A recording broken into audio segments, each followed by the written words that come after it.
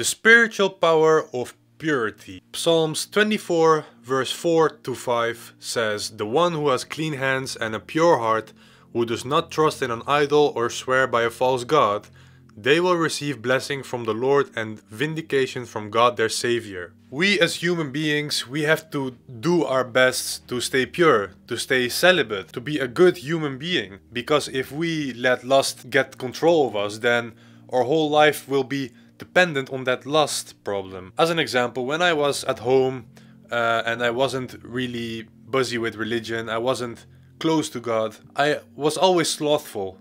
I was playing video games all day and I was not spending time with God, I was not reading the Bible, and I was just following worldly things. I was scrolling on Instagram, I was searching for girls on Snapchat, and I was watching adult content, and because of that I had very low life quality. I was always out of energy because that's a succubus. A succubus is a demon of lust, and when you give into your lust, the succubus is gonna take away all your energy. And for the women that are watching my video, you are dealing with the incubus. That's the man version of the demon. And succubus is the female demon. When we pick up our cross and when we follow God, then the demons will flee from us because we are living close to God. Matthew 5 verse 8 says, "Blessed are the pure in heart, for they will see God. Let your heart be pure and your hands clean."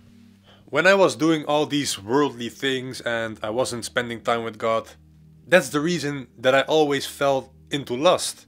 And till this day I sometimes still fail, and that's all because it means that I'm not spending enough time with God. And because I fell into sin, I started to realize that. Every time I fell, I started to realize what is the reason, what's the cause. And then quickly in my mind it came up, and that's God speaking to me. He said, "You're not close enough to me.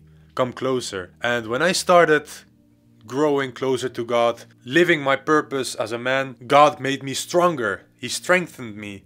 And right now I'm grabbing that lust by the neck and saying no. And sometimes we are falling into temptation. And then this is the question for you. Are you flirting with the thing that Christ has warned you, or are you running away from it? Because if you keep going back to the same thing where you get tempted from, then how are you gonna expect God to deliver you from that? You have to take control of your eyes. You can't be a slave to your body, to the flesh. Galatians 5 verse 16, I don't know if I pronounced that good, but let me know. "So I say, walk by the Spirit, and you will not gratify the desires of the flesh."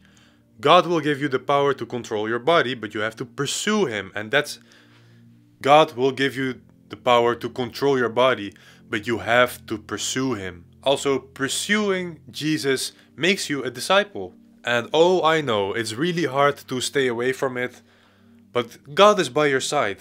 And trust Him. Ask Him to strengthen you, because He will 100% do that for you. He will give you wisdom if you ask for it. There's so many blessings waiting for you if you stop with your lustful things. I knew a man and he was addicted to adult content. He was watching it daily. He was very sad and very bitter towards life. And then someone told him to stop doing those things and follow Jesus.